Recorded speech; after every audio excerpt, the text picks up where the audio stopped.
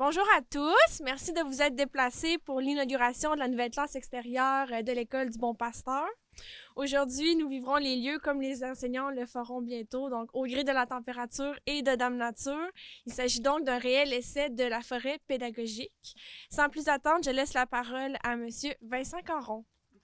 Quelle belle journée quand on parle de projets pour nos enfants. Vraiment, j'ai bien hâte de découvrir un petit peu comment vous avez ficelé tout ça. On a échangé très rapidement, mais je sais que plusieurs acteurs se sont mobilisés, dont Alcoa, qui s'implique beaucoup dans notre communauté. Et ça, à chaque fois que j'ai l'occasion de pouvoir le faire, eh bien, je le salue parce que c'est vraiment, Alcoa est un précieux partenaire dans ces beaux projets-là. Et c'est pas, je suis pas ici pour faire de la politique ce matin du tout, mais vraiment notre Premier ministre nous le rappelle, c'est l'engagement premier qui l'a invité à faire de la politique et puis a réussi à, c'est pas compliqué de convaincre les élus que nous sommes que nos enfants sont les gens sur qui il faut accorder, à qui il faut accorder le plus grand intérêt parce que vous êtes au cœur des générations futures qui se préparent. Alors vraiment, vraiment félicitations pour ce que vous avez fait. Encore une fois, j'ai bien de découvrir comment vous avez organisé tout ça, tout ce qui va s'y faire, mais dans ce cadre aussi idyllique et magnifique, je ne peux croire que les enfants vont adorer les choses. Donc, écoutez, moi, je veux lever mon chapeau bien haut à l'équipe école de l'École du Bon Pasteur qui a, à partir de leurs rêves, de leurs projets, ont travaillé depuis plusieurs années à créer ce beau projet-là, à rendre ça possible, à saisir toutes les opportunités également pour pouvoir avoir un développement concret. On me disait que ça fait maintenant 4 ans qu'on y pense, donc qu'on le développe, qu'on le rêve, etc., puis qu'on n'est que dans la phase 1. Alors, c'est extraordinaire. Je trouve tellement que nos enfants sont privilégiés d'avoir un temps, un espace d'apprentissage dans la forêt, dans la vie, et un espace aussi qui est calmant, parce qu'on dirait on est agité comme société actuellement. Donc, d'avoir des zones de calme, paisibles, pour apprendre, pour regarder c'est quoi la vie, c'est vraiment extraordinaire. Bravo d'avoir de l'inspiration comme ça et de nous inciter à travailler en communauté. Parce que quand on le fait on le sait, le sens, quand on porte un projet et qu'on y met du sens à ce point pour les élèves, bien, assurément qu'ils en seront gagnants, mais que le travail des enseignants et enseignantes va être encore plus intéressant, agréable et surtout va donner de la créativité dans l'esprit pour justement favoriser toutes les sortes d'apprentissage. Je découvre l'environnement ce matin, puis vraiment, vous êtes choyés d'avoir un si beau site là, pour éduquer nos enfants. Ça fait que je suis vraiment heureux, très fier de représenter Alcoa ce matin, ainsi que la luminerie, évidemment, à Deschambault, mais aussi la Fondation Alcoa. Vous savez, la Fondation Alcoa, ils ont comme deux valeurs principales d'investissement dans la communauté, soit l'éducation puis l'environnement. C'est difficile d'avoir un meilleur projet qui marie les deux ensemble. C'est que je suis vraiment très, très heureux de pouvoir contribuer à ça via la Fondation Alcoa. Je suis moi-même amateur de plein air. Je crois beaucoup aux bains de forêt. Fait que je suis convaincu que vos élèves vont en bénéficier, vous autres aussi, qui vont pouvoir apprendre dans un environnement qui est unique puis qui va être très, très inspirant. Fait que je suis vraiment heureux d'annoncer qu'en fait, qu'on contribue à la hauteur de 24 000 canadiens pour la réalisation de ce projet-là. Je voudrais aussi souligner M. Frédéric Girard qui est en arrière. C'est un de mes collègues à la luminerie. Frédéric, qui est un des papas d'élèves de l'école ici, puis qui a décidé de mener un programme action l'été dernier, en août, qui a permis de faire le montage du préau là, de l'abri dans lequel on est. Ça fait que sans l'apport de Frédéric qui a décidé de mener le projet, il a mobilisé des bénévoles de l'usine puis de la communauté qui ont travaillé pendant une journée, là, puis ça a donné lieu aussi à un chèque supplémentaire de 3 000 là, pour la réalisation du projet. Ça fait que, c'est un autre bel exemple que quand on se met tout ensemble, ben, on peut réaliser des grandes choses. Il ne me reste plus rien qu'à vous souhaiter un beau succès, du succès dans vos études dehors avec vos élèves. Puis c'est tellement inspirant de voir que notre future génération est bien appuyée puis qu'elle va pouvoir grandir dans un environnement comme celui-là. Puis on souhaite aussi que peut-être que ça influence d'autres écoles de la région de Portneuf. Elles l'ont fait en toute simplicité et avec le respect aussi de l'environnement. Elles font ça depuis un grand bout. Il faut dire que travailler dans un environnement comme ici, avec sur le bord du fleuve, avec des arbres majestueux et entourés de forêts. Ça donne envie de s'y réfugier. Les bienfaits de la nature sur le corps et l'esprit ne sont plus à prouver. Cet espace vient se rallier à un besoin de bien-être chez nos élèves, en plus de leur faire vivre des expériences positives d'apprentissage. Ces enseignantes ont eu un rêve, offrir un lieu privilégié pour les apprentissages en plein air, maintenant nommé la forêt pédagogique. Chers commanditaires, collègues, Mme Tardif, M. Caron, au nom de nous tous, nous vous remercions de nous avoir soutenus, encouragés et aidés.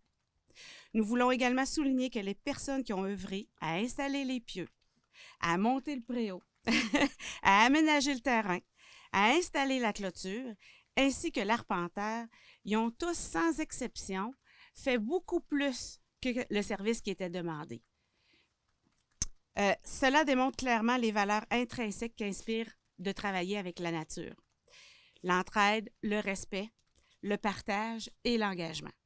Cet état d'esprit est un legs que l'École du Bon Pasteur aimerait vraiment offrir à tous leurs élèves. La phase 1 maintenant terminée, elle donne un coup d'envoi pour aménager plus les sentiers. Vous voyez là, jusque la clôture, on a encore beaucoup de place ici là, pour faire autre chose. Ajouter du mobilier adapté avec la beauté des lieux, naturellement, et réaliser d'autres projets de développement durable. Suite à notre projet d'écriture vécu en forêt, voici, à la manière des Premières Nations, la lettre composée par Philippe, adressée à la Terre, en guise d'offrande à celle-ci. Je vous invite à écouter ces touchantes paroles lues par Philippe et son frère Alexandre Lelièvre. Chère Terre, je te remercie pour tout ce que tu nous donnes, la nature majestueuse, les sources d'eau potable, les paysages sublimes, les arcs-en-ciel brillants, le magnifique ciel bleu et l'extraordinaire soleil qui nous réchauffe le cœur. J'ai plusieurs questions à te poser. Comment as-tu créé les animaux et les humains? Mais surtout, je me demande comment tu arrives à survivre malgré toute cette pollution. Ce que j'aime tant, c'est sentir les fleurs, toucher le gazon, admirer les papillons, entendre le chant des oiseaux et me promener dans la nature qui m'entoure pour observer toutes les merveilles que tu nous offres. Tu sais, chère planète, que nous pouvons poser plusieurs gestes pour te préserver, comme recycler, composter, réutiliser, ramasser les déchets qui polluent énormément, acheter moins en se demandant si nous en avons vraiment besoin. Mon souhait le plus cher est que tous les humains fassent des efforts pour mieux te protéger et se demandent avant de poser un geste s'ils vont te polluer, toi, notre précieuse planète. Il faut se souvenir que c'est grâce à toi si nous sommes ici aujourd'hui et que prendre soin de toi est essentiel si nous voulons être encore là demain. D'où vient l'idée? Ça fait 4 ans, parce que c'est comme fou un peu de dire on va faire la classe à l'extérieur. Donc, d'où vient l'idée première? Bien, c'est qu'on avait quand même dès le départ cette optique-là. Dès le départ, moi, il y a le côté de l'école où on peut utiliser aussi la forêt et j'y allais quand même avec les élèves. Mais là, on avait quand même un but, c'était de créer une classe extérieure. Donc, notre classe extérieure, on s'est dit bien pourquoi on n'utiliserait pas la forêt qui est vers l'arrière pour pouvoir faire notre enseignement en plein air. Donc, c'est venu d'une idée folle, si on peut dire, du fait qu'il n'y avait rien encore d'aménagé. Et la forêt, elle était dans un piteux état, là. Donc, on a travaillé fort. Puis, c'était de très beaux moments avec les élèves aussi, très riches en apprentissage à ce niveau-là. Puis, voilà. Moi, je veux savoir comment ça se passe le matin. Les élèves arrivent. Comment ça se passe une journée typique là, pour les élèves dans vos classes, ces 3 classes? Qui pourrait me compter ça un peu? Là? Ils arrivent à l'école. On n'enseigne pas toute la journée à l'extérieur. Ça peut être quelques périodes par semaine. Parfois, ça va au gré du programme là, qu'on suit puis des projets qu'on a. Ouais, Élisande, moi, Ben, c'est qu'en fait, chaque enseignant va faire, en planifiant ses activités, va dire, ah ben là, cette activité-là serait bien à l'extérieur, donc on réserve, puis on sort avec nos élèves. Mais c'est pas tout le monde qui sort chaque jour, là. Donc, on peut venir faire des sciences, il y en a qui viennent manger la collation, lire des histoires, un peu d'exercice. Ça dépend vraiment de chaque enseignant là, qui va faire ce qu'il a envie, des mathématiques, du français. Là. Tout est possible à l'extérieur aussi. J'aime ça, c'est un peu ça que je voulais savoir. C'est que dans le fond, c'est pas des journées complètes que les enfants passent à l'extérieur. Non. Mais lorsqu'on planifie, on l'a en tête. On a notre enseignement plein air. Il y a beaucoup de projets qui peuvent, à ce moment-là, être vécus en nature. Comme dit Ingrid, les sciences, un projet d'acériculture. Bien, dans un projet d'acériculture, OK, on crée notre journal d'acériculteur et on va entailler nos érables, mais il y a des mathématiques à faire. Ramasser l'eau d'érable, on calcule notre nombre de litres amassés. Ensuite, on réécrit dans notre journal, mais on fait notre grammaire en réécrivant nos informations importantes. Alors vraiment, on a à l'avoir en tête, cette optique-là d'avoir l'enseignement plein air. Là. Donc, c'est tout pour toute la classe, pour toute l'école au grand complet, mais est-ce que vous l'offrez aussi à d'autres écoles qui voudraient venir vivre une expérience ici? Pourquoi pas? C'est que nous avons déjà un calendrier pour pouvoir s'inscrire. Il y a 2 groupes qui peuvent venir pour l'instant pour la première phase, là, ici au Préau ou à l'installation qui est plus... l'installation des roches qui se situe là-bas. Donc, là, pour l'instant, on s'inscrit en rapport avec les classes de l'école. Est-ce que les gens peuvent venir se promener ici la fin de semaine ou non? C'est vraiment réservé pour les élèves, hein? Pour l'instant, c'est pour les élèves. Là, on veut garder le plus possible là, parce que c'est pas encore complet, aussi pour sécuriser le vandalisme, mais c'est pas encore fermé qu'on ouvre à plus, à suivre. Puis quand vous parlez d'acériculture, dans le fond, c'est vous qui allez donner ces cours-là ou c'est les enseignants? C'est que finalement, en sciences, on peut toucher l'acériculture, on touche à l'étude de l'arbre, donc on peut faire un projet. C'est nous qui décidons de vivre ce projet-là. Et à ce moment-là, avec l'association des acériculteurs, ben, comme par exemple, quand j'ai vécu le projet l'année passée, on a écouté une vidéo, on peut voir à ce moment-là quels sont les mots très précis en acériculture. Ensuite, on peut aller tester parce qu'on a entaillé nos érables. Ça prend une circonférence minimum pour entailler un érable, mais ça nous a été dit par ce vidéo-là qui nous ont... donc, c'est de pouvoir vivre un projet, mais en ayant toujours nos objectifs pédagogiques en tête aussi au niveau de nos apprentissages. Donc, en connaissant bien nos critères d'apprentissage, ben, on sait les intégrer à nos projets aussi, qui deviennent des projets signifiants pour les élèves. Là, moi, j'en ai qui se levaient le matin, puis la température était comment ce matin? Est-ce que tu penses que nos érables ont coulé? Et les parents me disaient là, c'est ça la nouvelle de la journée. Puis, ils sont super motivés. C'est ça. Aussi, il y a des élèves qui me disaient, moi, je suis jamais allée dans une forêt près de chez moi. Tu sais, c'est aussi d'avoir ce lieu pour pouvoir vivre les projets. Est-ce que vous sentez en tant que professeur que la génération qui vient se sent plus... je dirais, plus attachée à l'environnement, à la nature, prendre soin de ce qui nous entoure. Est-ce que vous sentez que ça s'en vient un petit peu plus? Ou... Je pense que c'est un peu notre rôle de les sensibiliser à ça, mais quand on prend le temps d'en parler avec eux, ils ont toujours des belles idées, une belle naïveté aussi par rapport à ça. Prendre soin, ça fait un peu partie de leurs valeurs, mais je pense que c'est notre rôle comme enseignant, comme école, comme communauté aussi, de leur montrer comment la forêt, c'est beau, tout ce que ça nous apporte, mais que pour ça, il faut en prendre soin. Mais je pense qu'en incitant les jeunes à venir en forêt, bien, ça va de plus en plus les sensibiliser à ça aussi. Exactement. C'est de pouvoir le vivre. Si on veut sensibiliser le jeune à l'éco-responsabilité, mais il a à vivre les bienfaits de ce que la nature peut apporter. Donc, en les vivant avec nous, en y réfléchissant aussi, parce qu'on peut faire un retour aussi. Comment tu t'es senti en nature?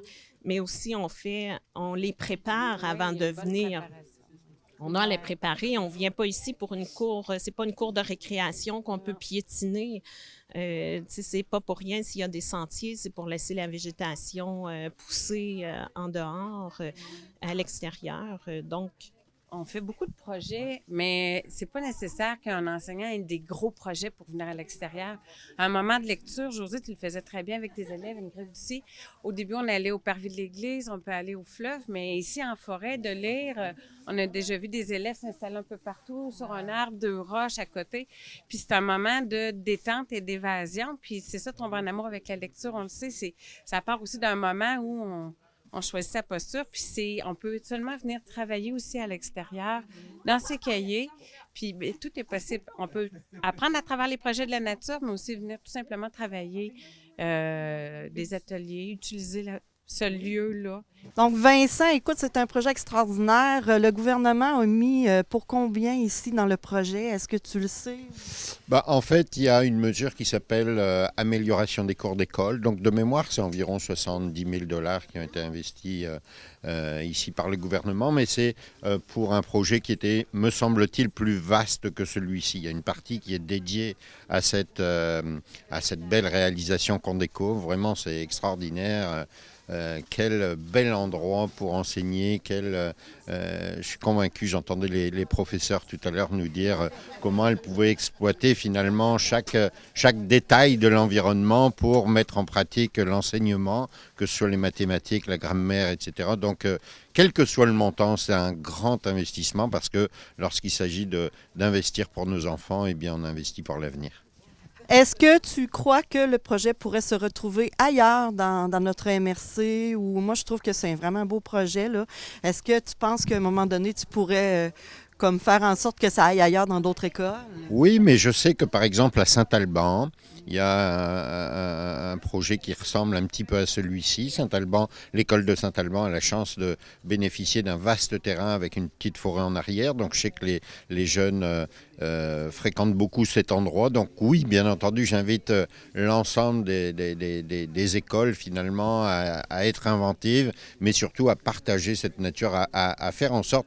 On sait déjà que nos enfants, quand je discute avec les enfants ici, au temps des sucres, ils me disent « Ah, moi j'étais à la cabane avec grand-papa, etc. » Donc ils sont quand même déjà bien ancrés dans ce bel environnement qu'on retrouve dans Portneuf. Mais plus on va poser de gestes qui vont stimuler plus encore ça, eh bien, plus ce sera bénéfique pour nos enfants. Donc, bien entendu, j'invite le maximum d'écoles à postuler pour qu'on puisse voir naître des projets comme celui-ci. Bien, merci beaucoup, Vincent. Bienvenue, bonne journée, à très bientôt. Merci.